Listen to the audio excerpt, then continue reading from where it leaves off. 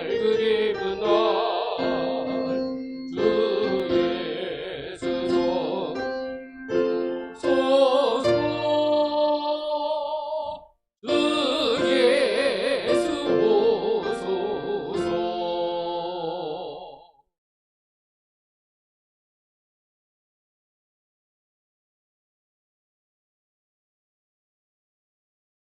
오늘 저녁은 우리 하나님께서 성경에 계시하신 여러 진리 중에 이 종말에 관한 진리를 우리 함께 살펴보려고 합니다. 여러분, 종말이라는 말이 어떤 의미일까요? 우리 세상의 종말이란 어떤 의미입니까?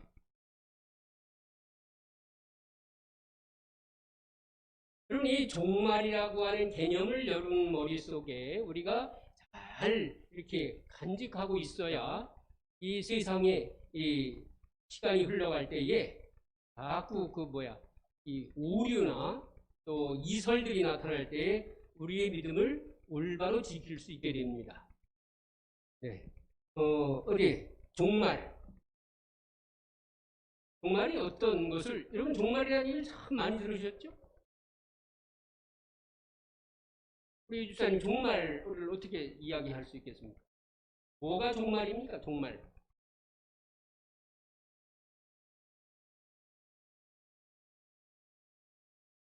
지구가 완전히 바뀌어지는 거.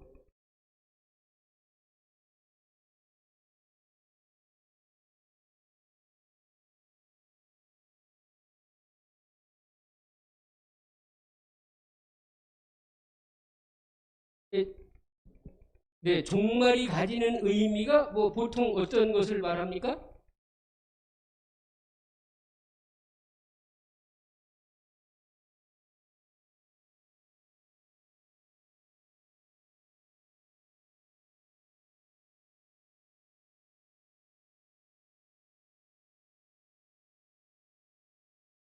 네, 우리 집사님 설명은 아주 타당한 대림 성도적 설명을 된 종말. 그러면 국어학 사전으로 뭐가 종말입니까? 종말.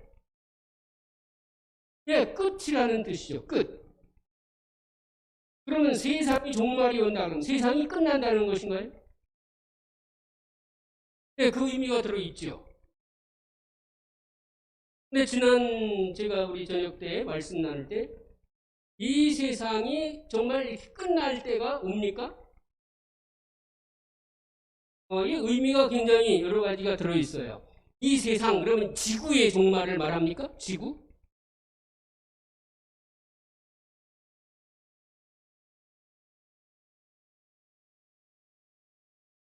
이 종말이라고 하는 개념을 우리가 참 잘 가지고 있을 텐데, 이 세상 끝, 세상이 끝난다 하는 이 말은 여러 가지 의미를 가지고 있지만 이 땅이 이제 끝, 멸망한다. 이 세상 이야기는 멸망으로 내려갑니다. 그런데 그리스도인이 가지고 있는 종말의 의미는 세상의 끝이라는 말은 어떤 의미일까? 우리 세상 정말 망하는 것일까? 이 밖에 하나님을 모르는 자들이 알고 있는 종말과 하나님을 아는 자들이 가지고 있는 종말의 의미는 분명히 차이가 있어야지요. 우리는 성경적 종말을 이야기하는데 그럼 성경적 종말은 무엇을 이야기하는가? 우리 한번 생각해 볼 필요가 있습니다. 여러분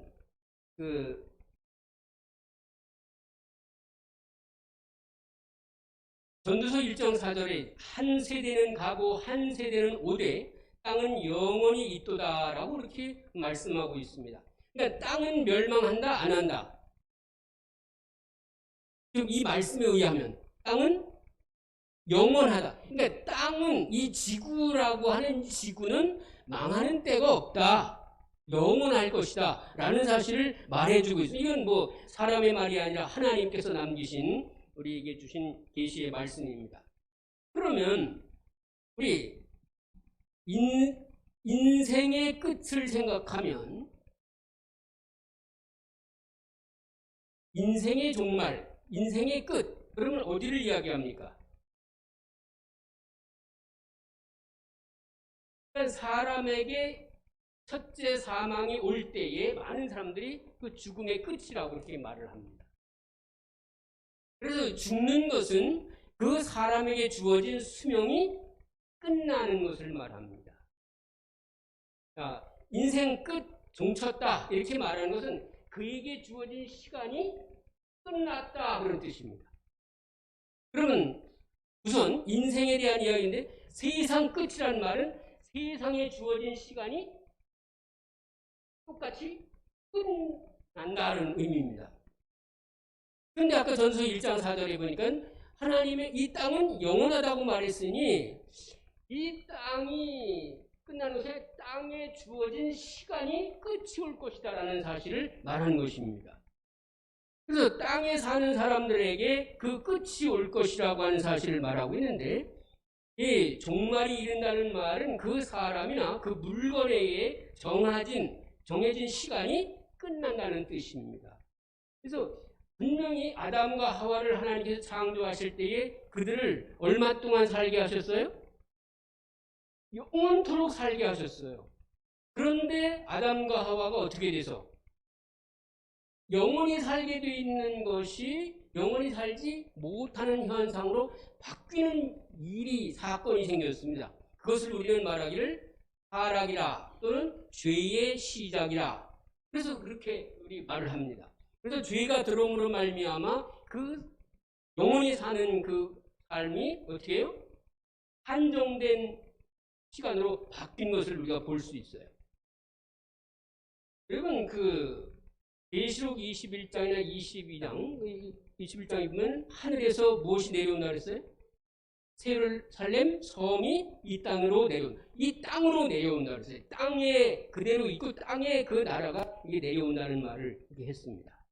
그런데 이 종말이 일어날 것에 대하여 성경은 아주 여러 가지로 이렇게 설명을 했습니다. 그 나타낸 책이 아주 자세하게 예수님이 설명하신 그 책이 있는데 어떤 책이죠?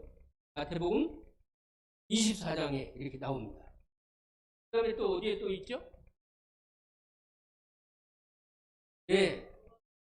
21장 또 23장에도 또 나오고 그 다음에 또 마지막에 대한 얘기를 기록한 책들이 선지자들이 뭐 베드로도 나오고 데살로니가에 나오고 하지만 특별히 다니엘과 계시록, 요한계시록의 그 마지막에 대한 이야기가 이렇게 기록되어 있음을 봅니다. 여러분, 이 시간이라는 것을 제가 언젠가 말씀드렸는데 하나님께서는 영혼을 원래 가지고 계셨는데 시간을 하나님께서 만드셨을까요?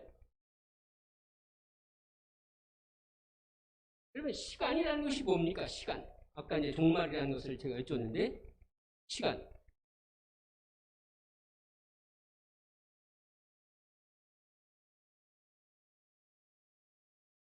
창조할 때 시간이 존재했다.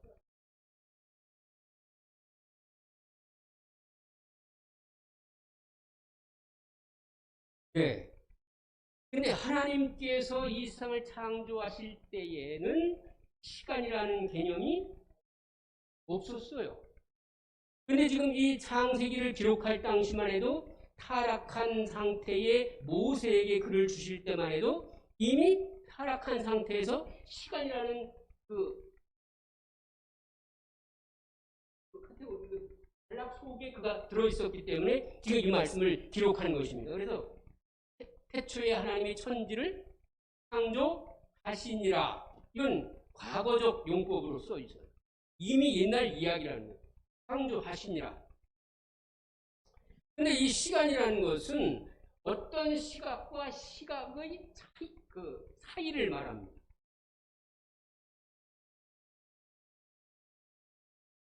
또 어떤 행동할 틈, 이렇게 내가 뭐 움직일 수 있는 틈, 그것을 또 시간이라고 우리 국어사전에는 그렇게. 그 다음에 어떤 일을 하기로 정해진 동안, 그거를 시간이라고 이렇게 말합니다. 근데 이것은 국어학적 의미인데, 철학적으로는 어떻게 정의를 했냐면, 과거와 현재와 미래가 무한하게 반복하는 것. 그걸 철학적으로 시간에 대한 정의를 했어요. 뭐라고 그랬습니까? 뭐가 반복돼요?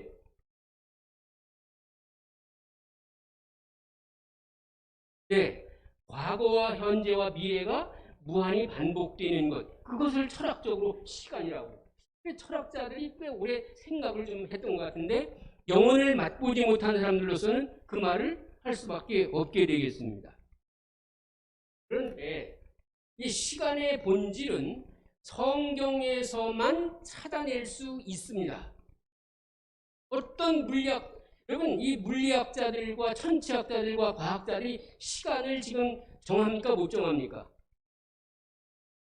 그냥 막연히 그냥 우주의 시작이 어느 순간 뭐 빅뱅 뭐 이런 이야기를 합니다.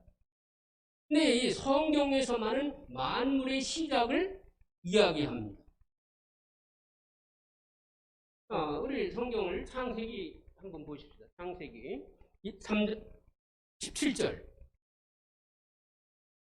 이 첫째 날, 둘째 날, 셋째 날 그 개념에 대하여는 이미 우리 이 시간을 가지고 있는 우리에게 설명하신 것 뿐인데, 우리 한번 창세기 3장 17절 다 같이 읽어보십시다.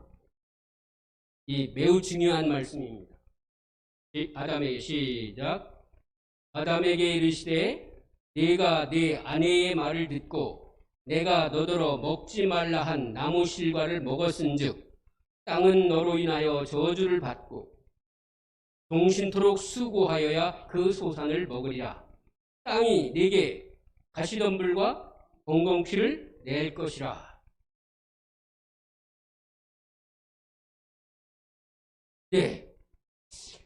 여기 제가 질문을 드리겠습니다. 우리 신주사님, 엉겅퀴와 가시는 하나님이 다시 또 창조했나요? 옴소년에 나타났잖아요.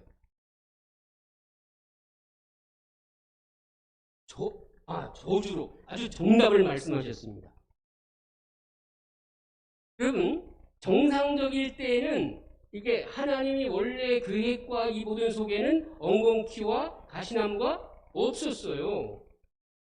그런데 이 세상에 뭐가 들어오니까 하나님의 말씀에 불순종함으로 죄가 들어와서 저주가 임했는데 바로 죽어버렸으면 뭐 이 기록할 것도 없었을 겁니다. 근데 그 바로 죽게 하지 아니하고 어떻게 시간이 연장이 됩니다. 근데 이 죄로 말미암아 아주 좋은 식물과 그것들이 변질이 되어서 엉겅퀴와 가시를 낸 것처럼 하나님의 영원이라는 시간이 죄로 말미암아 뭐 어디 있어요? 변질됐습니다. 변질됐어요. 원래 하나님의 시간은 영원이라는 시간 속에 들어있는 것인데 그것이 이 죄가 들어옴으로 말미암아 하나님께서 그것을 변질된 것으로서 영원 속에서 시간이 이렇게 꺼내내어서 이렇게 사람들에게 그 시간 동안 뭐 하도록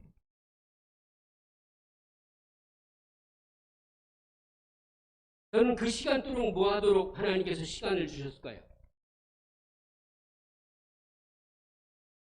예, 예수 그리스도의 은혜를 힘입고 다시 그 시간 이전의 시간인 영원으로 돌아올 수 있도록 은혜를 베푸신 것을 성경에서는 구속의 과학이라 이렇게 말했어요. 무엇이라? 구속의 과학. 그러니까 영원히 시간이라는 단위로 바뀐 것은 그 죄로 말미암아 변화가 온 것이지만 하나님께서는 그 변화를 가시나무나 엉겅퀴는 우리에게 불편한 것으로 이렇게 흘러가지만 시간이라는 것은 우리에게 불편한 것이 아니라 오히려 우리에게 은혜를 주셔서 구원의 기회를 주신 하나님의 선물로 우리에게 다가온 것이 시간이라는 것입니다. 왜냐하면 우리가 창세기에서 있는 이 말씀이 이제 쭉 성경의 역사 지내다가 마지막 우리 요한계시록 21장과 22장에 가면은 무슨 땅이 와요? 새 하늘과 새 땅이 하나님이 창조를 다시 하셔서 거기에는 이 땅에서는 해가 절대적으로 필요합니까? 안 필요합니까? 근데 우리 유집사님 하늘나라 가면 해가 필요할까요?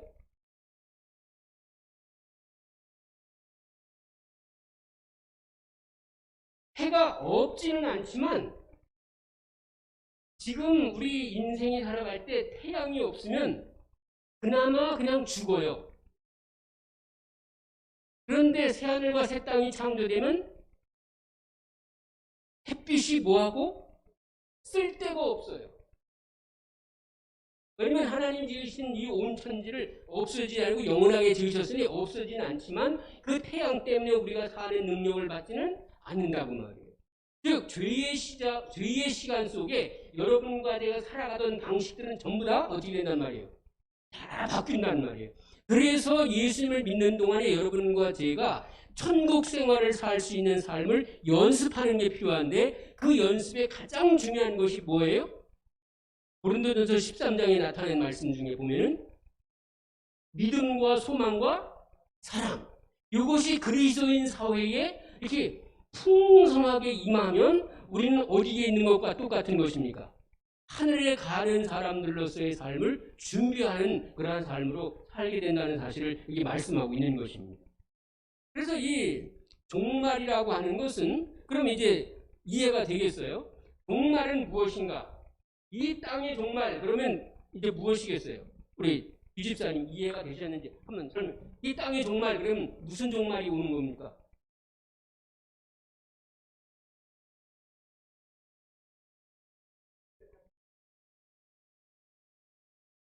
기초로 되죠. 그러니까 이 땅에 종말이 온다라는 말은 그거는 우리하고는 상관이 없고 하나님이 가져오시는데 우리와 상관이 있는 일은 뭡니까?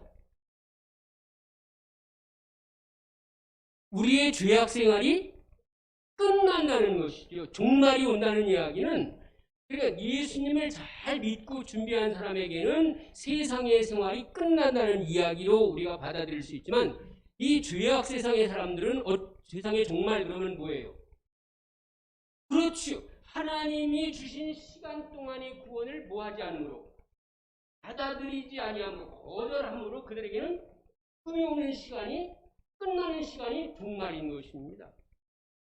그래서 아까 우리 이하나 집사님 대답한 것처럼 이 종말이라고 하는 국면을 역사적 종말로 이야기도 하고 그 다음에 개인적 종말로 이야기하고 이해를 해야 합니다. 지난번에 심판에 대한 개념도 제가 설명드렸잖아요.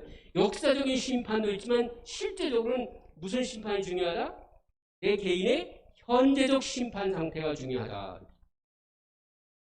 그와 같이 오늘 여러분들이 이 교회에 오시고 하나님과 연결되어 예배를 드리고 여러분의 마음을 하나님과 이렇게 드리는 그러한 시간을 가지는 것이야말로 우리에게는 이 종말을 기다리는 최고의 선택인 것입니다.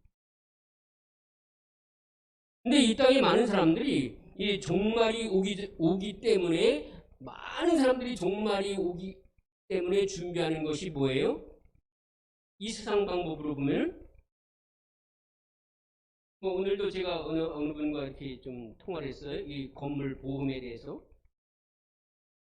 그러니까는 이 세상을 잘 살기 위해서 무슨 보험을 든다든지 돈을 저축을 한다든지 또 금을 모은다든지 아니면 지하에 세계를 건설해서 거기 산다든지 그런 생활들을 준비라고 늘 생각할 수가 있어요. 그런데 재림 성도까지도 그런 것인 줄 알고 그래서 열심히 세상에 더욱더 시간을 열심히 하는 그러한 박차를 가해서 더 빨리 움직이는 그러한 삶의 패턴을 살아가는 모습을 보는데 그것은 우리가 속은 것입니다. 사단은 이 세상 사람들을 부활이동시켜서 재림 성도들을 흔들어서 그 주님의 나라에 온전히 설 수 없도록 만드는 일을 계속 사단은 그 일을 하고 있다. 그것을 우리는 이 세상에서 선악의 대쟁투라 이 말을 합니다. 그런데 예수님이 이 종말에 대한 이야기를 하시는데 우리 마태복음 24장을 한번 찾아보겠습니다.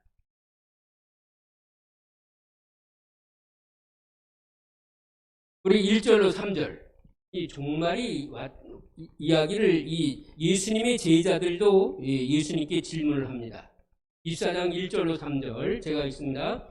예수께서 성전에서 나와 가실 때에 제자들이 성전 건물들을 가리켜 보이려고 나오니 대답하여 가라사대 너희가 이 모든 것을 보지 못하느냐? 내가 진실로 너희에게 이르노니 돌 하나도 돌 위에 남지 않고 다 무너뜨리우리라. 예수님께서 감람산 위에 앉으셨을 때에 제자들이 종용이 와서 가로되 우리에게 말씀하소서. 어느 때에 이런 일이 있겠사오며 또 주의 임하심과 세상 끝에는 무슨 징조가 있사오리까. 아마 이 제자들이 아모스 선지자에게 한 말을 기억한 것 같아요. 하나님께서는 자기의 일을 그 종 선지자들에게 보이지 아니하고서는 뭐 한다고 했어요? 결코 행하심이 없다는 걸 했으니 주님, 그러면 그 세상 끝이 오는 징조가 있지 않겠습니까? 그 징조를 우리에게 말씀해 주시지 않겠습니까? 한 그때에 이 예수님이 마태복음 24장의 말씀을 읽는 것입니다. 가르쳐 주시는 것입니다. 그래서 예수님과 제자들과 사이에 나오는 이 종말 세상 끝이라는 말씀은 이 지상 세계의 역사적 종말에 대하여 제자들이 질문하는 것입니다. 그러니까 여러분 제가 요즘에 점점 더 그게 느껴진다고 제가 말씀을 드렸는데요. 이 점점 더 하늘에 가기 위하여 우리가 준비되는 것들은 이 세상 것들을 손에서 이렇게 놓아버리고 우리 손에 가질 것은 하나님이 주시는 자비와 사랑과 소망과 믿음이 우리 손에 잡혀 있어야 된다는 것을 자꾸 느끼게 됩니다.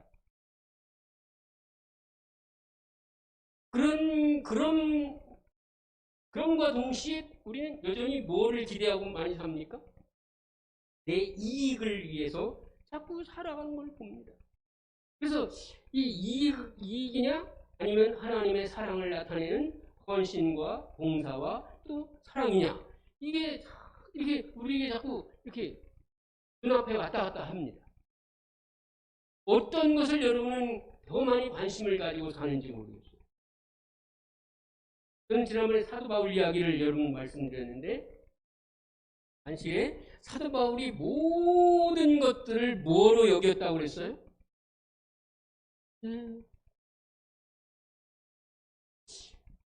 우리는 언제 그런 생각을 가질 수 있을까?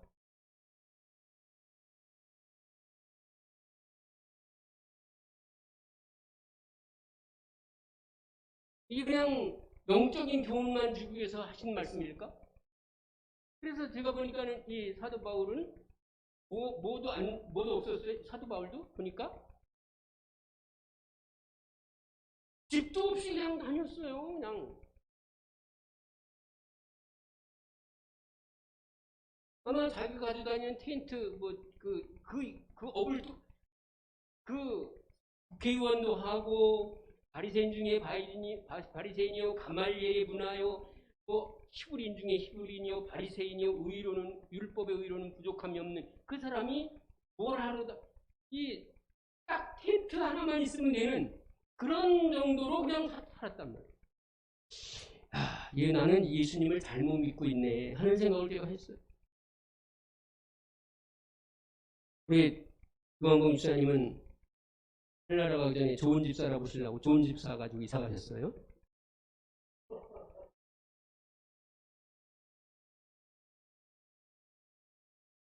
예. 그것도 은혜입니다. 근데 그런 것까지도 이제 우리가 이 하나님의 은혜와 사랑과 구원과 종말에 관한 생각으로서 이게 다 비춰볼 필요가 있다는 거죠.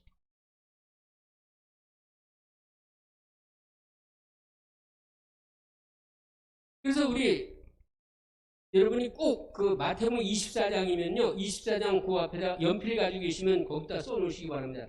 종말의 장 해가지고 마가복음 13장, 누가복음 17장, 누가복음 21장, 그리고 꼭 이렇게 기도에 그려놓으시고 마태복음 24장 보실 때마다 그 다른 성경책들을 좀 찾아서 같이 읽으시기 바랍니다. 그러면은 이게 전체적인 종말의 상황이 어떤 모습이구나라는 사실을 우리가 좀 잘 알 수 있으리라고 생각합니다. 몇 장이요? 마가복음 13장, 누가복음 17장, 누가복음 21장. 그러면 이제 데살로니가서 또 디모데전후서 또 그다음에 베드로 후서 이런 여러 이제 종말에 대한 이야기를 씁니다. 그다음에 요한계시록과 다니엘이. 근데 이런 것들을 아주 종합적으로 성경이 가르치는데 그런 것을 종합적으로 우리가 생각해 볼 필요가 있습니다.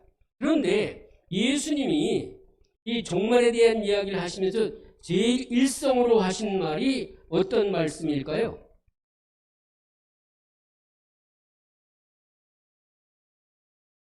무슨 미혹?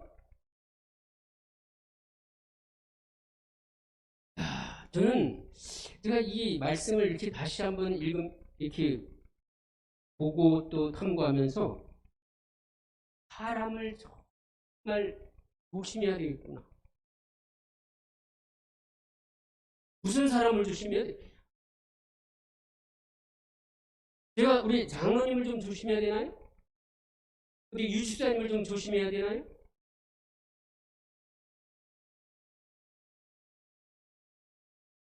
우리 이웃끼리는 조심할 필요가 없는데 어떤 조심을 해야 되는가 하면 한번 읽어봅시다. 우리 4절과 5절.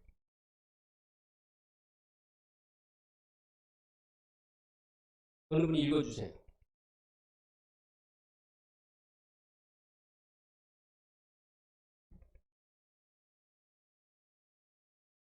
조심해야 하는데 어떤 사람? 나는 그리스도요, 나는 선지자요. 그런 사람들을 뭐하라? 조심하라. 거기에 미혹되지 않도록 하라. 여러분, 이 세상에 지금 재림 예수가 우리 대한민국만 해도 65명이 넘는다 그랬어요. 세계적으로는 뭐 몇백 명이 넘습니다. 내가 누구라는 거예요? 재림 예수라고. 내가 메시아라고. 내가 세상을 구원할 하늘로부터 파견받은 선지자라고. 그런 사람이 무수하게 많습니다. 그런데 이 대한민국에 특별히 재림교회 안에서 그런 일이 일어난 적 있는데, 여러분, 그런 것도 좀 이렇게 볼 필요가 있어요. 우리 안상홍 씨가 안식일 교인이었다가 안식일 교회 이단이기 때문에 이단에서 또 이단이 파생됐다라고 일반 개신교에서 주장을 해요. 우리 교회에서 재림 예수라고 그러고 내가 구세주라고 한 인물이 있습니까? 우리 교회에 신앙하는 사람 중에? 없어요. 근데 마귀는 그걸 싸잡아가지고 안상홍까지 할 때 우리 교회까지 집어넣어가지고 또 이렇게 막 욕을 하고 그래요. 근데 안상홍 씨가 안상홍 씨 이름으로 기도드리는 그것은 안상홍 씨가 뭐라는 증거예요? 예, 우리의 중보자요, 우리의 구세주 된다는 것을 인정하는데 재림교회 다니다가 거기를 간 사람들이 꽤 있어요. 성경을 잘 아는 거예요, 잘 모르는 거예요. 정말 마태복음 24장의 첫 부분도 연구를 안 한 사람이에요. 내가 그리스도요, 내가 구원을 너희에게 베풀 자니라라고 말하는 것은 절대 가지 말아야 할 대상임을 완전히 예수님 때부터 드러내셨단 말이에요. 허다한 사람들이 많이 와서 내 이름으로 기적을 행하고 이적과 표적과 기사를 행하셔서 택한 자라도 뭐한다 그랬어요? 미혹하리라고 그랬어요.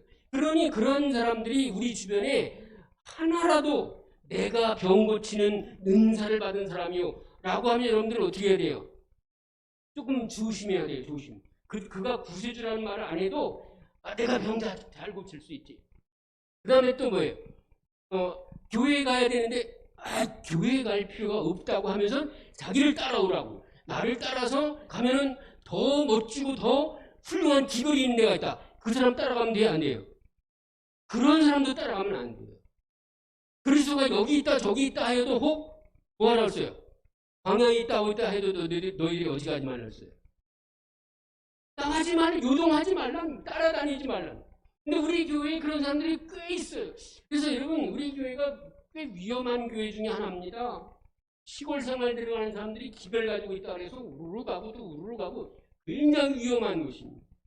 근데 그분들이 가만히 이건 목사님들도 깨닫지 못한 진리를 내가 알고 있어서 여러분들에게 가르치는 거니까 꼭 기억하라고. 이런 분들은 다 어떻게 돼요? 거짓 선지자의 속성이 있는 사단의 능력을 받은 자라라고 여러분이 믿어도 괜찮습니다. 이건 매우 중요한 것입니다. 이 종말의 때에 일어날 일들에 대하여 사람을 우리가 미혹받지 않도록 조심하라고 예수님이 첫 일성으로 하신 말씀이 사람을 조심하라고 했어요. 그런데 여러분, 이 사람이 오는데 여러분, 예수님이라고 말하면 예수님이 뭐를 해야지 이 땅에 오십니까? 이 성경적 예언 조건에 응하려면 예수님이 어떻게 한 다음에 오셔요? 예수님이 가시적으로 어떻게 뭐 하는 거예요? 이게 그거를 예수님이 재림이라고 그래요. 재림 예수. 그래서 예수도 많은데 또 재림 예수 하는 사람도 많이 있어요. 또. 근데 예수님이 재림하실 때에 어디 예수님이 이 땅으로 내려오신다고 그랬습니까? 내려오지 않는다고 그랬습니까? 공중에서 우리가 끌어올려서 주님을 영접하고 주와 함께 영원히 그 나라에 거하겠다고 그랬어요. 예수님이 공중으로 많은 모든 민족과 사람들이 다 보는 곳에서 오시지 뿐 아니라 오셔서 이 땅에 내려오시는 것이 아니라 공중에서 우리들을 그리로 데려가신다. 이것만 봐도 재림 예수가 아니라는 사실을 금방 알아야 되는데 그들이 뭘 한 거예요? 성경을 제대로 안 믿은 겁니다. 여러분 교회는 열심히 다니지만 성경 안 믿는 사람이 굉장히 많습니다. 제가 여러분들께 제가 이 지금 서중원합회가 이 비대면 시대에 어떻게 교회를 성장시킬 수 있는지 저기를 내라고 공문이 왔어요. 그래서 저는 이 목사인데 이제 늙어 이제 은퇴할 다 된 목사인데 이걸 어떻게? 근데 제가 생각하는데 지금까지 이 교회가 역사적으로 가르쳐 왔던 그 말씀들을 순종하는 것, 그 순종하는 백성들로 다시 한번 이렇게 서게 하는 것이 최고 하나님의 나라를 위해 준비하는 선교 전략이가 아닌가 하는 생각을 제가 했어요. 우선 뭐 해야 되겠어요? 아침 예배를 엎드리는 사람들, 내가 안식일을 철저히 지키는 사람들, 그 다음에 하나님의 것은 하나님께로 돌려드리는 삶을 살아야지. 그 다음에 또 뭐예요? 하나님께서 금하신 것을 우리가 먹지 않는 그런 절제 생활을 또 천국 백성으로서 사는 것입니다.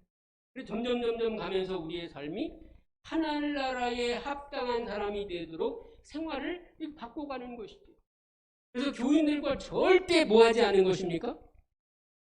다투지 아니하고 미워하지 않는 삶을 진짜 실천하면서 사는 게 진짜 부흥이에요.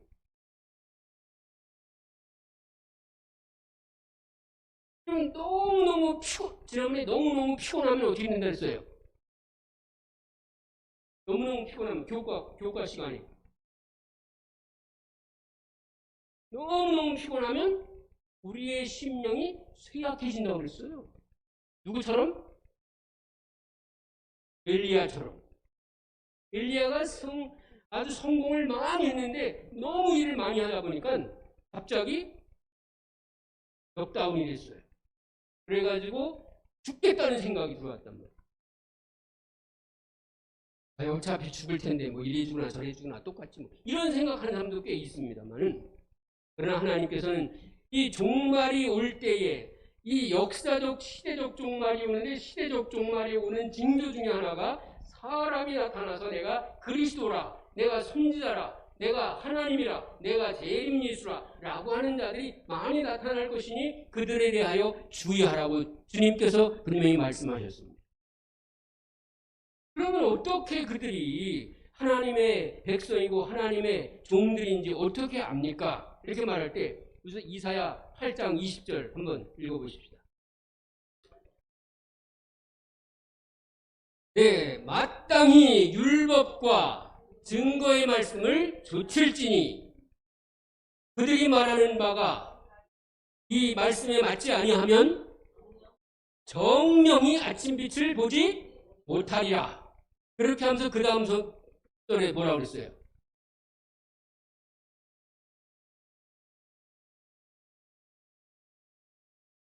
그들이 정령이 아침빛을 보지 못하고 이 땅으로 헤매며 곤고하며 줄일 것이라. 그 줄일 때에 번조하여 자기의 왕, 즉 자기의 하나님을 저주할 것이며 위를 쳐다보나 땅을 굽어보아도 환난과 흑암과 고통의 흑암뿐이니 그들이 심한 흑암 중으로 쫓겨 들어가리라.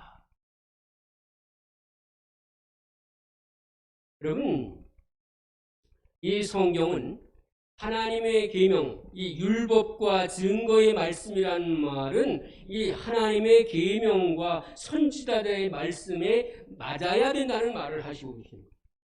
과거의 선지자들이 한 말을 뒤집어 놓고 다른 말을 가르치면 그거는 벌써 틀린 그 선지자들이 아니라는 것입니다. 틀린 종들이라는 것이죠. 그러니 여러분 대단히 우리가 좀 조심해야 할 말이지만 술 먹어도 된다 이렇게 가르치면 그건 무슨 뭐예요? 그거는 하나님의 증거의 말씀을 안 따라가는 거예요. 안식일을 안 지켜도 된다 이 말은 뭐를 안 따라가는 거예요? 하나님의 계명 율법을 안 따라가는 거예요. 그것에 맞지 아니하면 그들이 뭐예요? 정녕 주님의 영광스러운 그날에 서지 못하는 자들이 될 것이다. 그래서 거짓 선지자들의 결과를 이야기하고 있는 거란 말이에요. 그래서 이 예수의 증거 또 하나님의 계명 이 선지자의 글 그러면 여러분 이 메시아에 대한 이야기를 우리가 좀 이렇게 한다면 둘째로는 율법과 증거의 말씀을 좇을지니라고 말했는데 우리 재림 예수가 나왔다. 그럼 재림 예수는 어떤 사람이 재림 예수가 맞습니까? 그 예수님이 어떻게 이 땅에 오실 것이고 탄생할 것이고 생활할 것이고 어떻게 할 것이고 성경에 이미 다 뭐 했어요? 기록이 다 되어 있단 말이에요. 이 예수님은 분명히 누구에서 태어난다?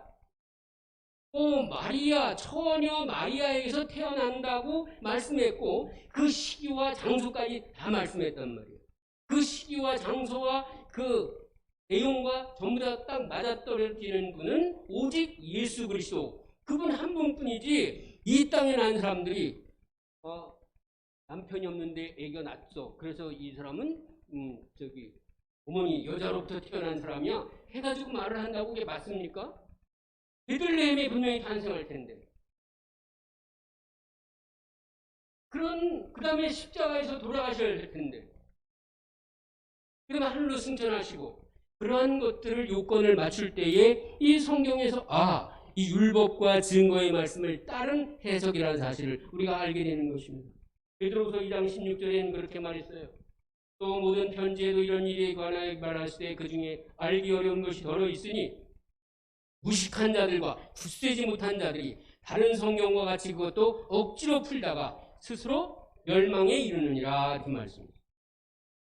그러니까 재림 예수를 믿을 수 있도록 많은 사람들이 와가지고 성경을 해석하지만 그들이 어떻게 해요? 억지로 풀다가 멸망하는 자들 속에 들어간다고 말입니다. 근데 그 재림 예수라고 나타나서 말하는 사람들만 데려가는 것이 아니라 거기에 따르는 모든 자들도 다 멸망으로 데려간다는 사실을 이 성경이 지금 말하고 있어요. 스스로 멸망에 이른다. 그래서 그냥 풀 것이 아니라 억지로 푸는 것이 아니라 성경은 성경으로 풀어야 된다는 말이죠. 그래서 구약의 말씀이나 신약의 말씀이나 이게 다른 것이 아니라 똑같은 예수 그리스도와 하나님의 나라의 구원에 대하여 똑같이 바라보고 이렇게 지원하고 있는데 어떤 목사님이 구약은 폐한 말씀이고 신약만 우리에게 유효하다. 이런 것도 거짓 선지자의 특징 중에 하나입니다.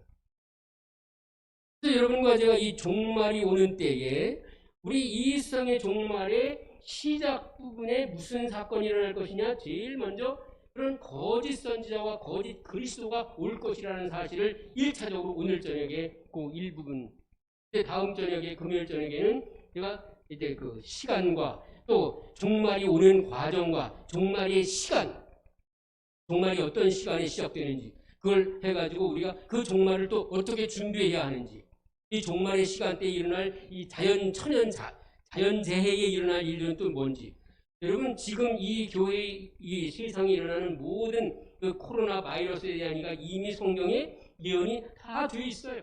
아까 우리 집사님 기도드렸지만 우리는 그런 기도를 드릴 필요가 없을 것 같은 생각입니다.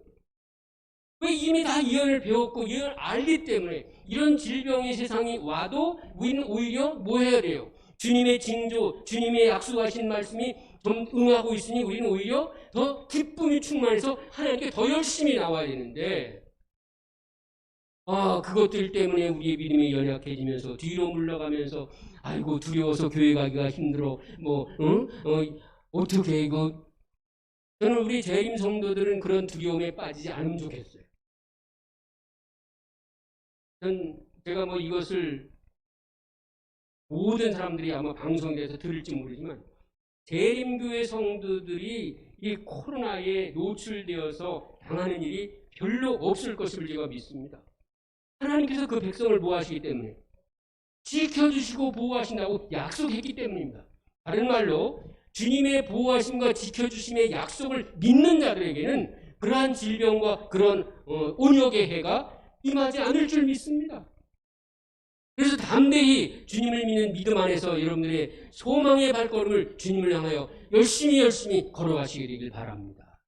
그래서 정말 매일 매 순간마다 주님께서 우리를 위해 예비하신 그 나라를 위하여 주님의 말씀에 그러한가 하여 이 말씀이 그러한가 하여 날마다 참고함으로 우리의 마음이 더욱더 주님과 함께 변화하여 주님을 영접하는 복된 주의 백성들이 되기를 주님의 이름으로 축원합니다. 기도하시겠습니다. 아버지 하나님, 오늘 이 시대의 마지막 종말이 오는 것에 대하여 우리에게 이미 2000년 전 예수님을 통하여 제자들에게 가르쳐 주신 말씀을 생생하게 오늘 다시 한번 들려주시니 감사합니다. 아버지, 이 땅에 사람들의 미혹으로 많은 사람들이 다 넘어지고 쓰러지고 멸망의 길로 걸어갈 것을 아시고 이 말씀을 주신 것 감사합니다. 마태복음 24장의 말씀을 연구하고 또 연구하여 이 땅에 주님께서 구원하시고자 하시는 놀라운 은혜의 시간을 통하여 구원 얻는 특별한 백성들로 인도하여 주시옵소서. 오늘 교회 나오지 못했지만 집안에서 또 있는 처소에서 주의 말씀을 듣고 그 말씀을 따라 살기로 결심한 주의 종들에게도 귀한 은총 주셔서 주님의 거룩한 선물의 은총이 그의 평생에 주님 은혜로 임함으로 말미암아 주의 영광이 넘치는 복된 삶이 되도록 그들의 처소와 그들의 가족과 그들의 생애 속에 역사하여 주시옵소서. 예수님 귀하신 이름으로 간절히 기도드립니다. 아멘.